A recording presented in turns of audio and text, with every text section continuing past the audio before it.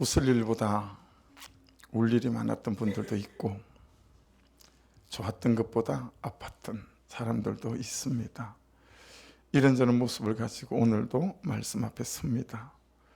저를 비롯해서 우리 성도 한 사람 한 사람 아버지 돌을 맞아 있는 우리 하민이까지 간섭해 주셔서 성령의 크고 놀라운 권세와 능력 안에 거할 수 있도록 축복해 주시고, 날마다 믿음 안에서 아이는 아이대로 잘 자라게 하시고 부모는 부모대로 주의 은혜의 그늘 안에서 잘 감당할 수 있는 은혜와 축복이 있도록 역사하여 주옵소서. 감사와 찬양을 드리며 말씀이 말씀되게 하실 예수 그리스도 이름으로 기도드렸습니다. 아멘. 십계명 말씀을 나누기 전에 굳이 1절을 똑 띄어서 한 줄을, 또 2절을 똑 띄어서 한 줄을 말씀을 나누는 중요한 이유가 있으니까요. 오늘 말씀이 여러분에게 잘 이해되어지고 또 설득되어지고 해석되어지셔서 왜 하나님께서 우리에게 말씀을 주셨는지, 왜 우리 가운데 큐티를 붙잡게 하시고 날마다 말씀으로 하루를 살아가게 하시는지를 잘 깨달아 아는 그런 시간이었으면 좋겠습니다. 1절 핵심 말씀은 기억나십니까? 하나님은 말씀을 통하여 지금도 여기에서 내 모든 삶의 순간과 사건 속에 직접적으로 말씀하시는 하나님이다 라고 하는 것이 핵심적인 내용이었습니다. 그래서 이 땅에 사람으로 오신 예수님이 하신 삶의 가장 중요한 삶의 원리, 예수님조차도 이게 가장 중요했기 때문에 꼭 그런 삶을 사셨던 그런 삶의 모습이 있잖아요. 마가복음 1장 35절 한 목소리를 같이 한번 읽겠습니다. 시작. 새벽 아직도 밝기 전에 예수께서 일어나 나가 한적한 곳으로 가사 거기서 기도하시더니, 결론 부에서 다시 저 말씀을 나누게 될 터지만, 여러분 보세요. 지금 어떤 사건이 일어났잖아요. 그래서 내가 힘들어요. 울적해요. 고통스러워요. 또 내가 넘어지든지 또 자빠졌어요. 그래서 너무 자책이 되는 거예요. 너무 정죄감이 되는 거예요. 뻔히 아는지 또 자빠졌으니 너무 가슴이 아픈 거죠. 내가 은혜가 없는 게 아니에요. 은혜가 있어요. 내가 하나님을 안 믿는 것도 아니에요. 믿어요. 여전히 어제 저녁까지 또는 오늘 아침까지 또 뭐 하나님 그분의 은혜 아래 있었어요. 근데 어떡하죠? 또 금방 그 동일한 죄 가운데 엎어지고 자빠져서 또 내가 헤매는 거야. 또 혈기를 부리고 또 낙심이 되고 낙담이 되고 뭐 이런 거죠. 그럴 때 여러분 항상 지금 이때를 잡고 너무 괴로워하고 고통스러워하고 거기서 막 정죄하고 비판하고 여러분 나는 안 된다 틀렸다, 그것보다 훨씬 더 중요한 작업이 뭐냐면 이 삶 앞에 있었던 삶, 그 앞에 있었던 삶, 한 일주일 전의 삶, 2주일 전의 삶, 한 달 전의 삶을 살피는 거예요. 그래서 그 삶 속에서 하나님과의 나와의 친밀함과 사귐, 교제가 어떠했나? 이걸 살피는 것이 너무 중요해요. 그걸 살피지 않으면 우리는 이 상황이 만들어질 수밖에 없었던 누군가를 찾아내고, 그리고 옳고 그름으로 어떻게 하든 꼭 교통사고가 나고 나면 2대 8이든 3대 7이든 4대 6이든 5대 5든 책임 소지를 나누는 것처럼 자꾸 우리는 야, 네 죄는 이만큼이고 나는 요만큼이고 이런 일들을 반복하게 되어진다라고 하는 거예요. 근데 우리 예수님은 항상 하나님 앞에 서는 이 시간을 통해서 항상 그분의 삶을 지켜냈다라는 거예요.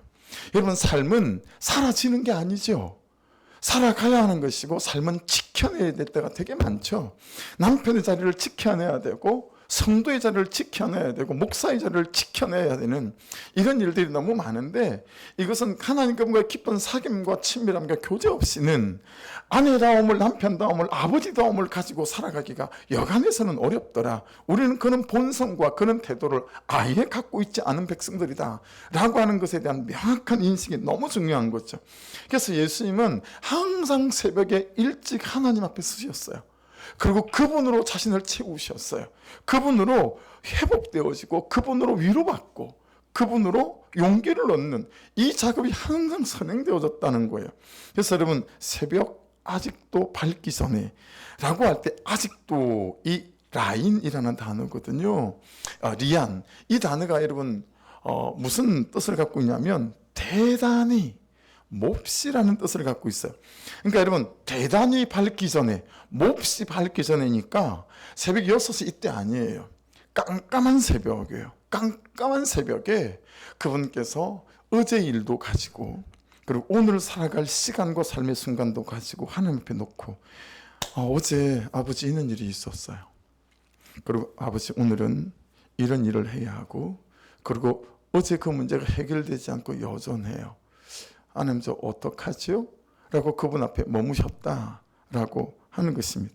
그 새벽에 하루의 모든 일상과 어제 해결되지 않는 모든 삶을 가지고 하나님 앞에 서는 것으로 예수께서 시작을 하셨다라는 거예요. 바로 적용 좀 일어날 수 있죠. 여러분은 요즘 사시면서 시간과 공간을 분리해서 하나님 앞에 오롯이 1대1로 단독자 대 단독자로 하나님 저 여기 있어요. 제 삶이 요즘 이래요. 요즘 괜히 마누라만 보면 화가 나네요. 요즘 괜히 그 자식을 바라보면 그냥 내 자식 같지 않고 내 아들 같지 않고 그냥 모른 척하고 살고 싶어지는데 이거 어떻게 하면 좋지요? 이런 일어나는 감정과 내 삶에 일어나는 사건들을 가지고 하나님 그분 앞에 서서 내가 다루어지는 일들을 하고 있느냐라고 하는 거예요. 그냥 술 한 잔으로 그냥 무슨 볼링을 치고 골프를 치고 이런 것으로 그냥 그때를 모면하는 것이 아니라 그런 나의 존재와 상처를 가지고 하나님 앞에 서보는가라고 하는 거죠. 그러니 여러분 큐티나 또는 새벽 기도나 뭐 이런 것들이 종교적 의무나 행위로 오해하시면 절대 안 된다라고 하는 거죠. 한 번 더 보실래요? 아직도 리안이라고 하는 이 단어는 뿌리가 라오라는 단어예요. 이 라오의 뜻이 뭐냐면 무엇이 간절하다라는 뜻이에요. 무엇을 원하다라는 뜻이에요. 무엇을 욕구하다라는 뜻을 갖고 있어요. 여러분 왜 새벽에 예수께서 하나님 앞에 섰냐면 너무너무 하나님 그분이 간절한 거예요. 너무너무 하나님 그분이 내 안에서 나를 주장하기를 원하는 절실함이 있는 거죠. 그래서 어떤 문제 때문이 아니라 하나님 그분을 원하는 시간이었다라고 하는 거죠. 그리고 그분의 은혜들이 흘러들어오기 시작하며 보이지 않는 것들이 보이고 해석되지 않는 것들이 해석되어지는 거죠. 전혀 몰랐는데 세상에 이것이 나로부터 출발한 것이구나 라는 내재를 보기 시작하고 전혀 그럴 마음이 없었는데 진짜 그러지 않나요? 내가 그를 위로해야 되겠다. 여러분 목사로서 객관적으로 이만큼 떨어서 보면 그래도 이 사람보다는 이 사람이 잘못한 것 같다. 그런 생각이 들 때가 왜 없겠어요. 그렇죠? 그래서 대단히 객관적인 시각으로 지가 잘못해놓고 왜 저래 싶다가도요. 그분의 은혜 아래 서서 딱 있게 되면 여러분 정말 어떤 마음이 부어지냐면 아버지의 마음이 부어지는 거예요. 그가 잘못했기 때문에 그가 더 외로운 거예요. 그래서 너는 잘한 사람보다 더 잘못한 사람을 위로해야 돼. 뭐 이런 마음은 사람이 줄 수 있는 마음이 아니잖아요. 하나님 그분 안에 있게 될 때 그분이 부어주시는 마음이다라고 하는 거죠. 이 하나님 앞에서의 간절함을 가지고 주는 살아가셨다라고 하는 거예요. 너무너무 예수님은 하나님이 간절했습니다. 그러니까 여러분 예수님과 하나님은 관계적 존재였어요. 기억하셔야 돼요. 복음은 관계적 존재 안에 우리가 있는 거예요. 하나님 아버지고 나는 그분의 자녀이고 이 관계 안에서 사랑해 주셨고 그래서 또 사랑해 가는 이게 여러분 복음이고 이게 신앙생활이거든요. 종교적인 어떤 의무가 하나도 아니다라고 하는 것입니다. 그래서 여러분 처음으로 주일 말씀을 묵상하고 준비하다가 내 대답에 좀 문제가 있다라는 생각을 했어요. 아니 도대체 남 목사 그 어려운 큐티 목회를 뭐하러 해? 라고 묻거나 심지어 우리들 교회 성도들조차 목사님 이 어려운 큐티 목회를 뭐하러 하세요? 라고 물으면 저의 대답은 일관되었어요. 옳아서 해요. 맞았어요. 제가요 다 해봤는데요. 이게 옳아요. 말씀을 따라가는 이 삶 이것보다 옳은 게 없고 맞는 게 없는 것 같아요. 그리 맨날 대답을 했었어요. 그런데 여러분 이 대답이 참 부실한 대답이다라는 걸 깨닫게 됐어요. 맞아서 가는 게 아니고 옳아서 하는 게 아니라 하나님이 나를 사랑하시고 내가 하나님을 사랑할 수 있는 가장 좋은 관계적 사랑 안에 머물 수 있는 게 내가 말씀 앞에 서고 하나님은 말씀을 통해서 내게 말씀하시고 내가 그분을 사랑하고 그분이 나를 사랑하고 이것보다 더 좋은 게 없는 거예요. 이 대답을 몰랐던 거예요 제가. 그래서 여러분 다시 한 번 더 자막을 보고 우리가 잘 읽겠습니다. 성경은 하신 말씀이 아닙니다. 성경은 지금 나에게 하시는 말씀입니다. 여러분, 성경은 누군가에게 하신 말씀이 아니고 성경은 지금 나에게 하시는 말씀입니다. 큐티는 옛날 옛적에 누군가에게 해놓으신 말씀이 아니고 큐티는 오늘 이 문제와 사건 속에 살아가는 지금 나에게 하시는 말씀입니다. 할렐루야. 여러분, 해서 말씀은요, 끄집어내요. 곧되곧되 내 필요를 따라 내가 사용하는 것이 아니고요. 말씀은 지금 내가 나의 삶의 여기에서 나의 현실과 삶의 문제를 다 들고 말씀 앞에 서서 지금 내가 해야 될 선택과 결정과 방향과 방식에 대하여 말씀이 말씀하시는 사랑의 처방을 듣는 거다라고 하는 것입니다. 이때 여러분, 우리 일어나는 일이 어떤 일일까요? 요한복음 8장 29절에 이렇게 설명해요. 나를 보내신 이가 나와 함께 하시도다. 나는 항상 그가 기뻐하시는 일을 행함으로 나를 혼자 두지 아니하셨느니라. 여러분, 그가 기뻐하시는 일은 나라를 구하는 일 아니에요. 대단한 일이 아니에요. 그냥 오늘 네가 먼저 미안해라고 말해야 되지 않을까라고 깨닫게 하신 거. 야, 오늘 네가 불러내서 밥 한 끼 사고 어깨 한번 두드려줬으면 좋겠어. 이 사소해 보이고 이 요만해 보이는 그 어떤 일에 대하여, 감동에 대하여 말씀이 말씀하시는 대로 오늘 내가 말씀을 따라가는 그 일이 세상에서 가장 큰 일이요, 하나님께서 기뻐하시는 일인 줄로 믿습니다. 그 삶에 우리가 초대받아 있는 것이죠. 그랬더니 여러분, 하나님께서 나를 혼자 두지 아니하시는 거예요. 무슨 얘기예요? 책임지신다라는 거예요. 말씀을 붙잡는 사람에게는 하나님이 책임지시는 은혜와 역사가 나타나게 될 줄로 믿습니다. 그래서 여러분, 여러분이 뿐만 아니라 예수 안 믿는 사람도 다 아는 요셉이라는 사람, 여러분, 그렇게 귀하게 쓰임받은 인생 중에 성경에 기적이 없는 사람이 요셉이에요. 요셉의 인생에는 기적이 없어요. 그런데 요셉이라는 단어가 성경에 딱 나오면 그 줄이나 그 위의 말씀이나 그 위의 말씀이나 아니면 그 아래나 그 아래의 말씀에 꼭 등장하는 단어가 뭐죠? 하나님께서 요셉과 함께 하셨더라. 요셉에게는 하나님이 항상 함께 하시는 거예요. 그래서 그의 삶에 하나님이 행하시는 선한 일들이 날마다 드러났다라고 하는 것입니다. 그래서 여러분, 오늘 2절 말씀을 똑 떼어서 다시 따로 보는 이유는 저 빨간색으로 표시한 저 부분 때문입니다. 하나님이 나는 너를 애굽 땅 종되었던 집에서 인도하여 낸 내 하나님 여호와니라. 여러분, 이 십계명을 주신 타이밍, 시점이 굉장히 중요해요. 2절 말씀과 견주어서 보게 되면 여러분, 한번 여쭤볼게요. 이 십계명은 이스라엘 백성들이 구원받기 전입니까? 구원받고 난 뒤입니까? 좀 더 쉽게 여쭤볼까요? 출애굽하고 난 뒤입니까? 출애굽하기 전입니까? 출애굽하고 난 뒤죠. 구원받고 난 이후입니다. 그렇죠? 그들이 이미 애굽을 떠나고 난 뒤였었습니다. 애굽에서 종으로 있을 때, 노예로 있을 때, 아직 홍해를 건너기 전에 십계명을 주셨다면 십계명은 구원의 조건이 되는 거예요. 이거 지키면 구원이 있겠으나, 애굽에서 탈출이 있겠으나 이거 지키지 못하면 야, 애굽에서 구원은 없어, 뭐 이런 게 되어지겠죠. 이것을 지켜야 구원을 얻게 할 것이다 라는 거죠. 십계명, 10마디의 말씀이 이 구원의 조건이 되어져 버리는 거예요. 그런데 십계명을 준 시점은 열재앙도 아니고요, 그리고 유월절도 아니고요, 홍해 건널 때도 아니고 시내산 앞에 있을 때입니다. 여러분, 구원은 뒤의 사건이고 지금 이스라엘 백성들의 시점은 구원받은 자로서의 삶은 앞에 있는 삶이에요.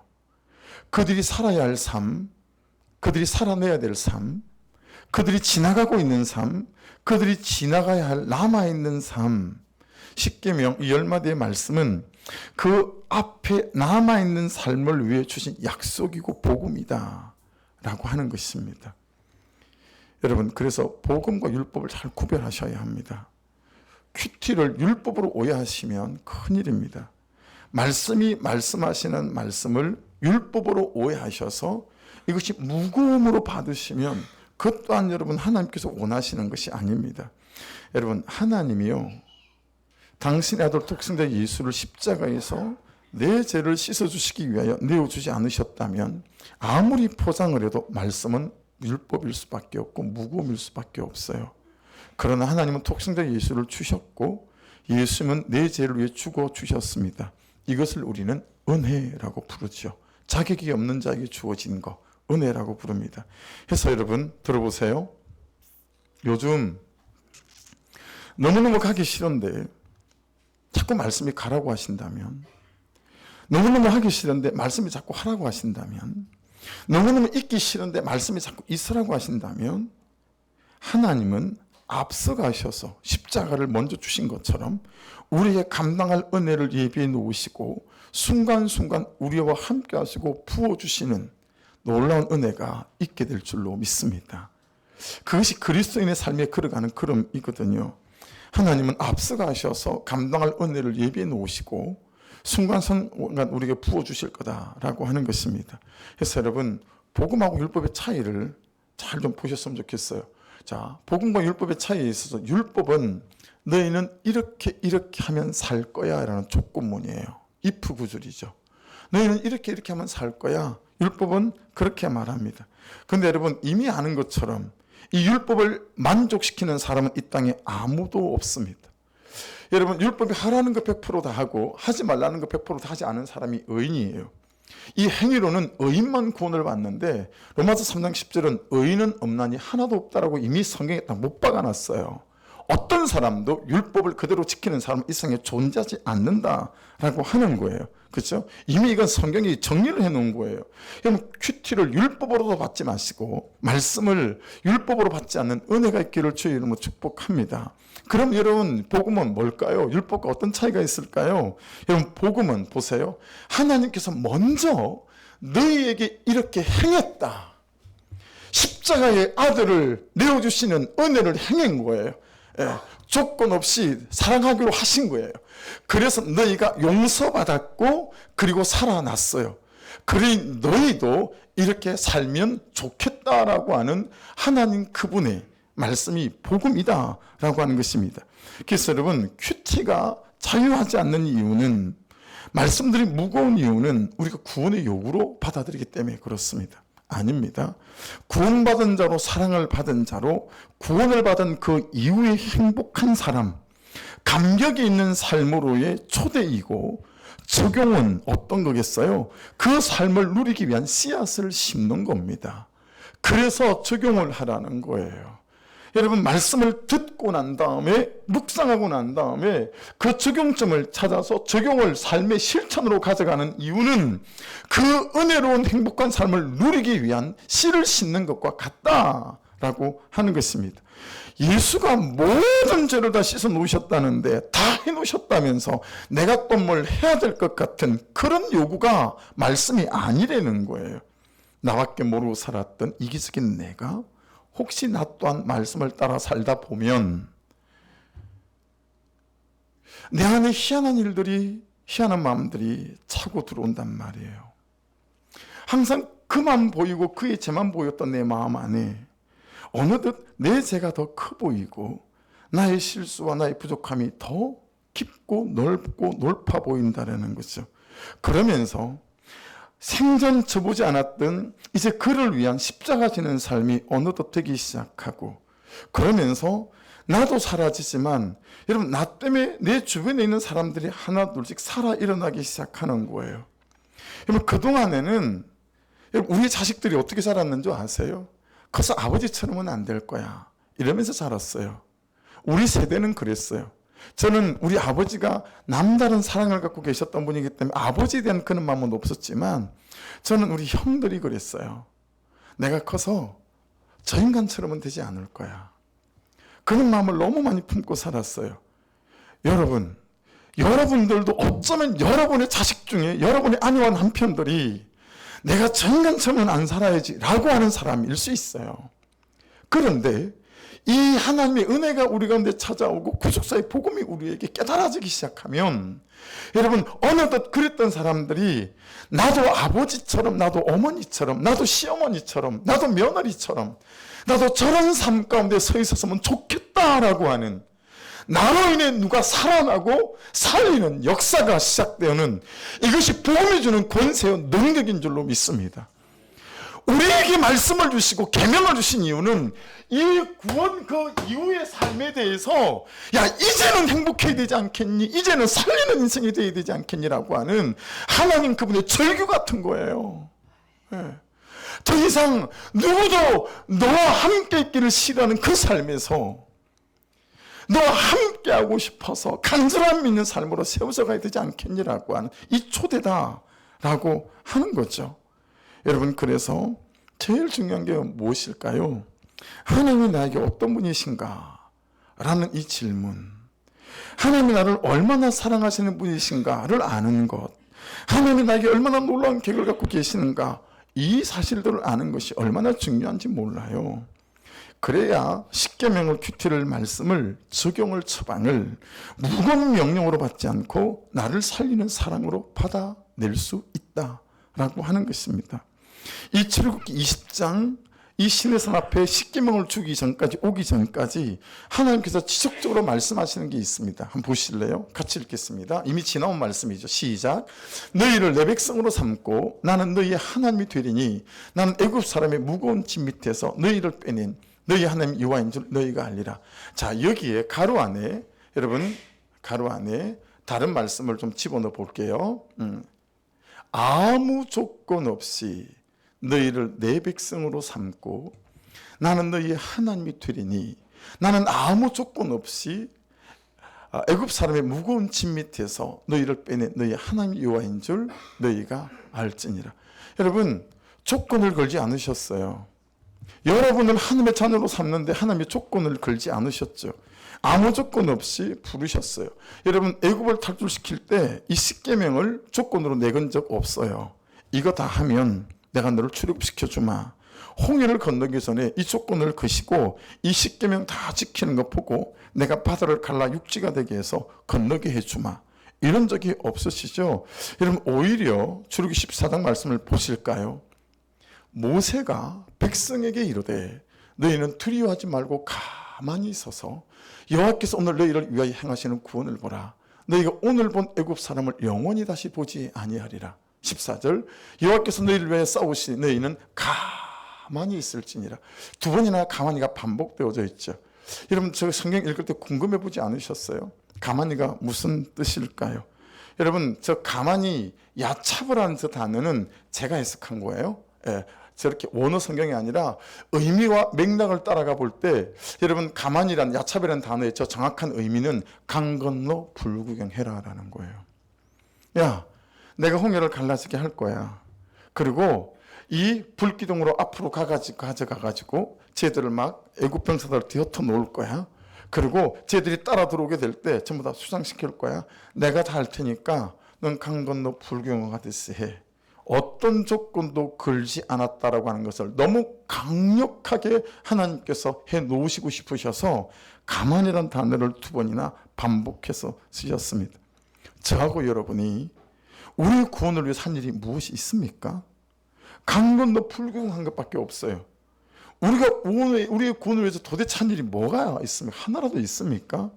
나를 찾아오신 하나님의 은혜가 먼저인 줄 믿습니다. 나를 예수 믿게 한 그분의 은혜가 우리에게 먼저 있었던 줄로 믿습니다. 나를 예수 믿는 아내를 만나게 하셨고, 그는 부모님을 만나게 하셨고, 그는 친구를 만나게 하신 그 은혜가 여러분, 나로 하나님 그분 앞에 더디지만 부족하지만 그 하나님을 나의 아버지로 예수를 나의 구주로 믿고 따라가게 하는 이 삶에 우리가 초대받았다라고 하는 것입니다. 해서 그들에게 십계명을 주신 이유는 우리에게 말씀을 주시고 큐티라는 방법을 주시고 구수사의 복음을 주시는 이유는 따라하십시오. 내 앞에 있는 가나안 땅이라는 약속이 있기 때문이다. 여러분 보세요. 가나안 땅은요, 들어가는 게 하나도 중요하지 않아요. 뭐가 중요할까요? 어떻게 사느냐가 중요해요. 결혼해보니 어떻던가요? 결혼이 중요한 게 아니죠. 결혼해서 어떻게 사느냐가 너무너무 중요하죠. 어떤 사람이 되어서 가느냐, 어떤 남편으로 되어져 가고 어떤 아내로 되어져 갈 것인가가 훨씬 더 중요하죠. 자식을 놓는 게 중요합니까? 그 자식에게 내가 어떤 부모로 살아갈 것인가가 훨씬 더 중요하지 않겠어요? 가나안 땅에 들어가는 게 목적이 아니라 가나안 땅에서 어떻게 살 것인가가 너무 중요한 거예요. 우리 예레미야를 지금 하고 있습니다. 그렇죠? 여러분, 예레미야는 지금 어느 시대냐면 요시야 왕, 18대 요시야 왕부터 마지막 망하는 시드기야 왕, 이 18대, 19대, 20대, 21대, 22대 이 어간이거든요. 이때는 남유다가 완전히 벽돌 하나 위에 벽돌 하나 남지 않고 망하는 그때예요. 그들은 가나안 땅에 살았어요.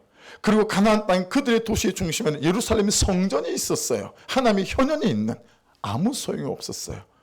여러분, 어디에 들어가는 것이 중요한 게 아니라 어떻게 사느냐가 너무너무 중요하다라고 하는 것입니다. 그렇죠? 여러분 요즘 어떻게 사십니까? 여러분의 가정은 어떻게 사시고, 여러분은 남편과 아내로, 부모로, 또 자식으로, 며느리로, 시어머니로 여러분들은 어떻게 살아가고 계십니까? 여러분, 최근에 교회에 대한 세상 사람들의 인식에 대해서 교회를 어떻게 생각하느냐? 부정평가가 74%예요. 10명 중에 반올림하면 8명이 교회요? 목사에 대해서 어떻게 생각합니까? 부정평가 74%. 아이고, 목사들 지긋지긋합니다. 그리스도인들에 대해서 어떻게 생각합니까? 부정평가 74%. 10명 중 8명이 우리를 아무것도 아닌 종이 호랑이로 취급하는 거예요. 교회 안에 아무도 십자가 지려고 하는 사람이 없고, 가정 안에 아무도 십자가 지려고 하는 사람이 없는 거죠. 떠넘기는 사람밖에 없어요. 이 십자가 지라고, 네가 지라고, 네가 지라고. 예. 여러분, 교회는 구원받은 자의 놀이터가 아니잖아요. 이 박강리 목사님의 표현입니다. 예. 제 표현으로 말한다면 교회는 유람선이 아니잖아요. 여러분, 이 교회라고 하는 것은 말 그대로 복음의 전함 아니겠어요? 막 죽어가는 사람을 끄집어 올리는 그런 구원선 아니겠어요? 그죠? 유람선이 아니고 말입니다. 예. 자꾸 주일이라는 말이 성도들 입에서조차 사라져가요. 일요일 그래요. 주일 없고 마치 쇼핑몰 주말에 한번 들리는 것처럼 휘 한번 둘러보고 가고 마는, 예. 은혜가 너무 당연하다 보니, 여러분, 너무 은혜가 마땅한 것이다 보니 은혜에 질렸대요. 은혜를 하도 많이 먹어서 은혜가 물렸대요. 그래서 은혜는 됐고요, 하나님 다른 것 맛 좀 봅시다, 이러는 거죠. 달라는 것은 안 주시고, 맨날 그는 나보다 옳도다만 주시고, 맨날 십자가나 지라 하시고, 들을 말을 들었습니다 하니까 버겁고 무겁고 힘들게 느껴지는 거예요. 다 씻어주셨다고 하면서, 그렇죠? 봐야 될 내 죄가 어디 있다고 자꾸 내 죄를 보라고 하시는지. 말씀이 보이는데, 말씀이 들리는데, 말씀이 지금 나에게 뭐라고 하시는지는 알겠는데 말씀이 너무 무겁게 느껴지신다면, 여러분, 우리는 항상 하나님과의 나와의 관계 안에 우리를 잘 둘 수 있는, 점검할 수 있는 은혜가 있기를 주의 이름으로 축복합니다. 식어졌을 수 있고 사랑이 옅어졌을 수 있어요. 제가 이번 말씀을 준비하며 제가 가지는 회개입니다. 서두에 말씀드렸지만, 결론부에 말씀드리겠지만, 지금 어떤가가 중요하지 않고요, 이 앞에서 내가 하나님 그분과 어떤 관계 안에 거하고 있는가, 이게 너무 중요하다라고 하는 것입니다. 여러분, 죄 짓는 건 저나 여러분이나 다 마찬가지예요. 잘 돼도 죄를 짓고 잘 안 돼도 죄를 짓더라고요, 다. 예. 근데요, 하나님 그분이 사랑이 되면, 하나님 그분과 관계가 되면 죄와 싸울 힘이 생기고 죄가 싫어지고 땅을 파서라도 십자가를 찾아내서 십자가 지는 적용들이 생기기 시작하더라라고 하는 것입니다. 여러분, 희한하게도요, 성경은 십계명을 쓸 때 미쳐봐라는 단어를 쓰지 않아요. 율법은 미쳐봐 이렇게 하게 되어 있거든요. 계명은 그 흔한 미쳐봐라는 단어를 쓰지 않고 아세렛 하데바림 10마디의 말씀 이렇게 썼어요, 십계명을. 그러니까 여러분, 말씀은 십계명을 담고 있는 거잖아요. 이따만한 말씀 안에 십계명이 들어있는 거죠. 그러니 여러분, 이 십계명 율법처럼 보이는 하나님의 말씀들은 그것을 우리에게 여러분 어떤 조건으로 주신 게 아니라 내 삶을 행복으로 아름다운 삶으로 즐거운 삶으로 초대하는 하나님 그분의 약속이다라고 하는 사실은 틀림이 없습니다. 예. 여러분, 아들이 막 사고를 치고 공부도 안 하고 막 그래요. 그래서 그 아들을 앉혀놓고 받아 적어. 1계명 아무리 늦어도 10시까지는 들어온다. 2계명 깨면 하루 1시간밖에 못한다. 3계명 막 쭉 적는 거예요. 그래 놓고 2열까지를 지키면 넌 내 아들이고 안 지키면 내 아들 아니야. 이거 아버지와 아들 관계에서 일어나는 일들 아니지 않습니까? 그렇죠? 이런 각서 종이 쪼가리 하나 가지고 아버지와 아들 사이가 유지되지 않지 않겠어요? 요즘 세대는 부부끼리도 쓴 각서가 되게 많다면서요. 부부끼리 쓴 각서가 되게 많대요.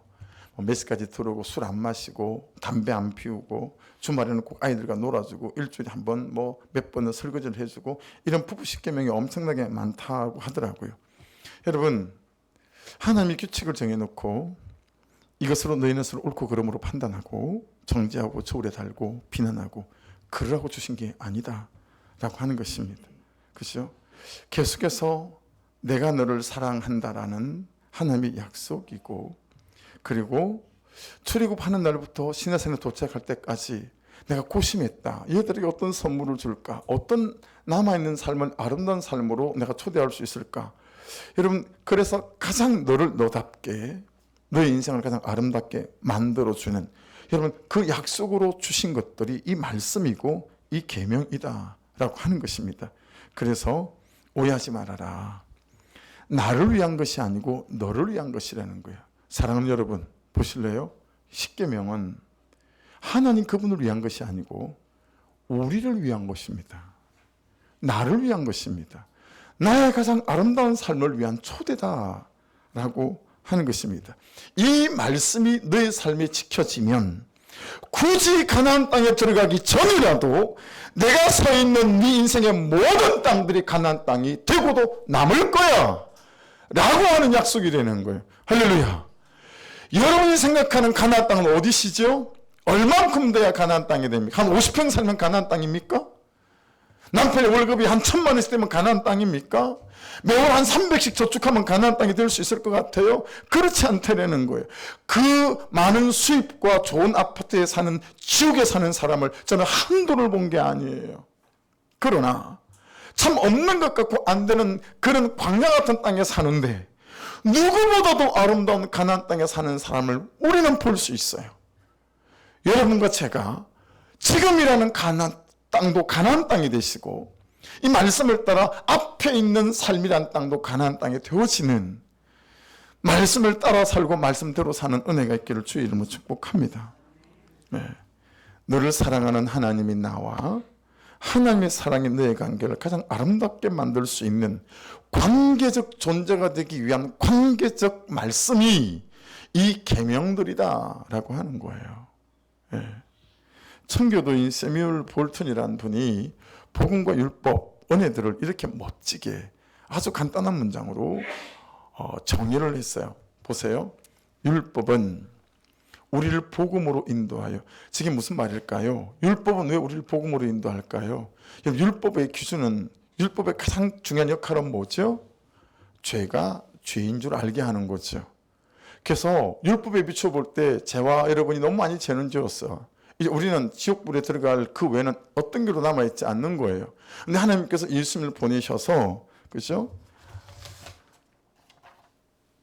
하나님이 나를 사랑하는데 이 죄가 나와 하나님과의 관계를 가로막고 있고 우리 관계를 가로막고 있는 거예요.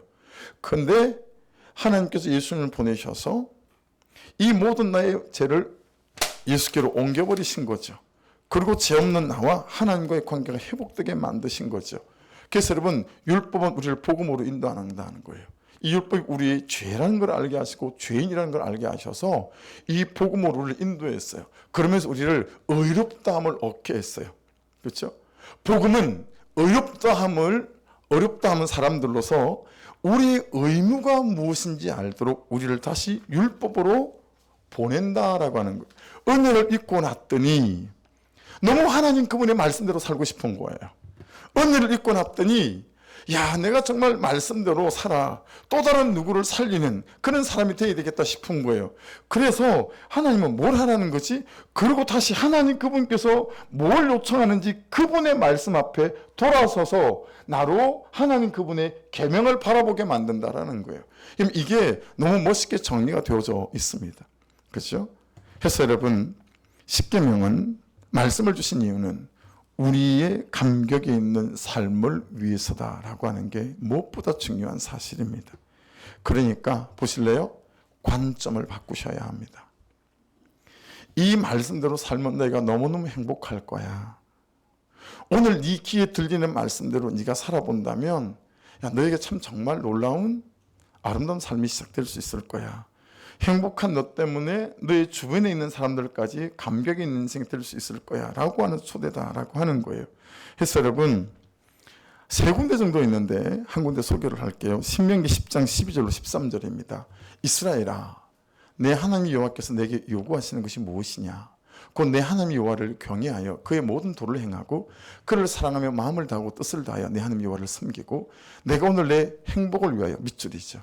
여러분, 세상에 지금 계명을 주신 이유를 뭐라고 말씀하고 있냐면 성경 자체가 너의 행복을 위하여 내게 명하는 여호와의 명령과 규례를 지킬 것이 아니냐라고 말씀하고 있습니다. 여러분, 구원받은 이후에 우리의 삶에 감격이 있는 삶으로 초대하기 원하셔서 이 말씀과 계명들이 우리에게 주어진 줄로 믿습니다.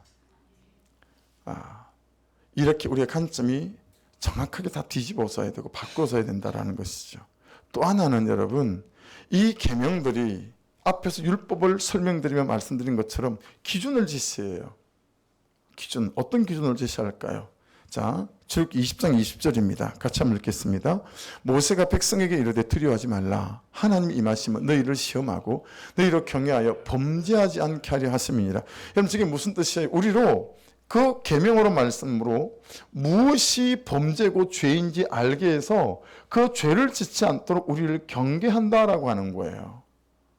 내 부모에게 효도해라. 그게 기준이라는 거예요. 그래서 효도하지 않는 나에 대해서 내가 죄로 알게 한다라고 하는 것이죠. 그래서 우리가 죄를 억제하고 죄를 이길 수 있도록 그래서 하나님께 은혜를 구하고 하나님 제게 은혜를 부어주십시오. 그분을 구하게 된다라고 하는 거죠. 그래서 여러분, 로마서 3장 20절은 이렇게 말씀하세요. 같이 읽겠습니다. 시작. 그러므로 율법의 행위로 그의 앞에 의롭다 하심을 얻을 육체가 없나니 율법으로는 뭐 한다고요? 죄를 깨달음이니라. 인식하게 한다라는 뜻입니다. 이게 왜 중요하죠? 여러분, 생각을 잘 깨우셔야 돼요. 왜 내가 죄가 죄인 줄 아는 게 왜 중요합니까? 회개할 수 있기 때문에 그래요. 그래야 회개하기 때문에 그래요. 죄인 줄 모르면 회개하지 않습니다. 하지만 잘못된 걸 알면 회개할 수 있기 때문에 그래요. 금촌에 처음에 개척을 하러 와서 교회 자료도 구해야 되지만 살 집도 구해야 되잖아요. 근데 건국부동산에 들어갔더니 소개를 하는데 눈이 그냥 휘둥그레지는 대로 소개를 해주는 거예요. 5단지 521동이었던가요? 그 초등학교가 바로 내려다 보이는 가장 가까운 동이었어요. 근데 너무 싼 거예요. 3천만 원에 월 20이었나? 지금 17년, 18년 전이니까요. 그래서 200만 원을 보내라고 했는지 금방 계약을 했어요. 계약을 했죠. 그래가지고 뭐 우리 잘하는 식으로 야 은혜다. 와, 하나님의 인도하심 이렇게 놀라울 수가.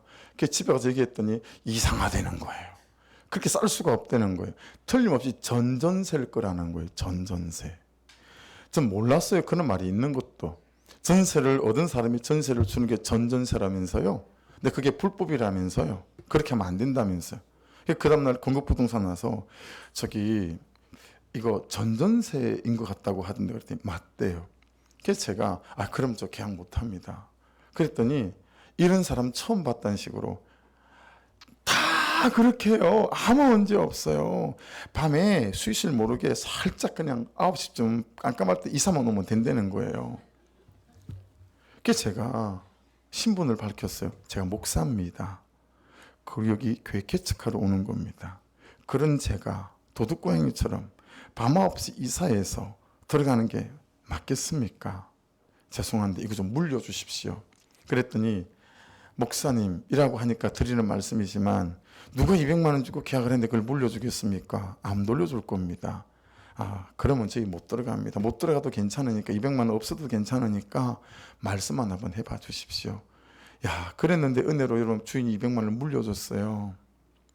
그리고 그 계약을 안 하고 이 금천에서 제일 싸다는 아파트에 그것도 돈을 더 주고 월세를 살게 됐죠. 예. 여러분, 제게 말씀의 기준이 없었다면 그런 식으로 바꾸지 않았을 거예요. 근데 말씀의 기준이 있고 죄인 줄 아니까 회개하고 돌이키는 거예요. 여러분 잘 생각해 보십시오. 회개하지 않는 사람, 용서하지 않는 사람, 용납하지 않는 사람, 그런 사람이 만일에 우리일 수 있다면 우리는 이 말씀이 아직 뭐라고 말씀하시는지 정확하게 그 말씀에 대해서 깨닫지 못하고 있을 수 있다. 죄가 죄인 줄 모르기에 회개하지 않는 거죠. 그래서 여러분, 내 죄를 보는 건 진짜 은혜 중에 은혜예요. 보석 중에 보석 같은 거예요. 그걸 무거움으로 가져가지 마시고 회개하는 길로 가져가신다면 여러분, 우리 인생에 놀라운 은혜의 빛이 비추는 역사가 나타나게 될 줄로 믿습니다. 몰랐어요. 몰랐는데 어쩌다가 길에 마주쳤어요. 건국부동산 주인을. 근데 여러분 손에 성경책을 들고 있는 거예요. 뭔 일이냐고 물어봤더니 새창조교회에서 친구가 계속 교회를 다니자고 그랬는데 정말 교회가 우습게 생각되고 목사가 우습게 생각되고 자기 친구가 우습게 생각됐대요. 교회 예수 믿는 그것들 뭐. 근데 목사님 그렇게 하는 걸 보고 제가 그 다음 주부터 그 친구 따라 새창조교회를 다니기 시작했습니다. 그러더라고요. 여러분, 말씀의 기준을 따라 내 삶을 가져가게 되면 나도 살리고 그도 살릴 수 있습니다. 예. 우리가 회개가 없는 이유는 말씀의 기준이 아니고 자기 기준이 강하기 때문이에요. 잘 돌아보셔야 돼요. 여러분, 자기 기준이 너무 강해요. 자기 견해와 자기 고집, 자기 방식이 너무 뚜렷해요. 자기 기준에서는 죄가 아니거든요. 그러니 돌이킬 이유가 없는 거예요. 그 사람은 나보다 더해요. 그러면 끝이에요. 그렇죠? 그 사람보다 내가 훨씬 더 나아요. 2대7로 나누는 거예요. 4대6으로 나누는 거예요. 그는 6이고 나는 4고 그는 7이고 나는 3이니 괜찮다는 거예요. 말씀이 말씀하시는 그 저의 기준에 나를 놓지 않는다라고 하는 것입니다. 말씀을 정리하려고 합니다. 삼촌 마귀가 조카 마귀에게 인간을 속이는 11가지 방법을 가르치는 거예요. C.S. 루이스라고 하는 저명한 기독교 저술가가 쓴 책에 나오는 얘기인데요. 여러분, 이 삼촌 마귀가 조카 마귀한테 인간을 속이는 가장 확실하게 속일 수 있는 가장 첫 번째는 뭐냐면 인간에게 내일 해야지 라고 말하게 하라는 거예요. 왜냐하면 인간에게는 내일이 오지 않는데요. 왜요? 내일이잖아요. 그럼 내일 가면 그날은 오늘이 돼버리잖아요. 그럼 또 인간은 내일 해야지 또 그런다는 거예요. 사랑하는 여러분, 내일 뭘 하겠다 생각하지 마시고 오늘 하나님 그분의 말씀이 있는 자리로 나아가는 새벽 미명에 그분의 말씀 앞에 서는 은혜가 있기를 주의 이름으로 축복합니다. 옛날에는 십계명이 모세성미 들고 내려올 때 2돌판으로 들고 내려왔어요. 그래서 어떻게 우리가 해석을 했냐면 성경에 그런 내용이 없으니까 한 돌판은 1계명부터 4계명까지 하나님과 인간에 대한 계명, 그리고 두 번째 돌판은 5계명 내 부모를 공경하라 5계명부터 10계명까지는 인간 대 인간의 계명을 따로 적어서 2돌판을 주셨나 보다. 그래서 2돌판을 가지고 왔겠거니라고 여러분 성경학자들이 해석했고 그렇게 가르침을 받았어요. 근데 그게 아니라는 거예요. 그 당시 역사적 배경을 살펴보니까 그 당시에 전쟁을 하잖아요. 보세요. A란 나라하고 B란 나라가 전쟁을 했어요. 그런데 A란 나라가 이긴 거예요. 그러면 이 A란 나라의 왕과 B란 나라의 왕이 딱 조약을 맺기 위해서 책상에 앉아가지고 이제 조약을 쓰는 거예요. 자, 니네 나라가 졌으니 이제 1년에 매년 소 200마리와 양 500마리와 벼는 100섬과 쭉 적는 거예요. 이제 갖다 바칠 걸. 이렇게 하기로 싹 적고 난 다음에 이 A란 이긴 나라의 왕이 사인을 하고 B란 나라의 왕이 사인을 한 다음에 동일하게 한 돌판에다 또 적는답니다. 똑같이 또 적은 다음에 그대로 적어서 A란 나라는 A 나라에 가서 B란 나라는 B 나라에 가서 적긴 그대로 공포하는 거예요. 자, 우리가 이번 전쟁에서 졌기 때문에 이렇게 조약을 맺었다. 우리가 이번 전쟁에서 이겼기 때문에 이런 조약을 맺었다. 이걸 공포하는 순간 어떤 일이 벌어지는 거냐면 A라는 나라의 왕도 이 사람이고 B라는 나라의 왕도 A라는 나라의 왕이 된다는 거죠. 이게 이제는 너희도 내 백성이다라는 걸 설명하는 방식이래요. 이제 너희도 내 백성이고 나는 너희 나라의 왕이다라는 걸 공포하는 게 이 방식이었다는 거예요. 여러분, 십계명을 두들판에 써서 주신 이유는 그런 의미라는 거죠. 자, 이제부터 내가 너희의 왕이다. 이제부터 내가 너희의 주인이다. 이제부터 이 말씀이 너희의 왕이고 이 말씀이 너희의 주인이다. 이 방식이었다라는 거죠. 사랑하는 여러분, 그렇게 십계명이 우리에게 주어지고 그렇게 이스라엘 백성들은 지난주에 소개했던 것처럼 여러분, 사사기 마지막 구절인 사사기 21장 23절까지조차도 이스라엘은 왕이 없었다고. 그런데 이스라엘 왕이 없던 시대는 단 한순간도 없었죠. 왜냐하면 하나님이 그들의 왕이었으니까. 적용해 보십시오. 여러분에게는 지금 여러분의 인생을 누가 통치하십니까? 하나님이 통치하십니까? 그분의 방식이 통치하십니까? 그분의 방법이 통치하십니까? 여러분, 그분의 방식이 통치하면 내 삶은 버릴 데가 없다니까요. 구속사라고 하는 것 안에서. 이건 고난이 아니에요.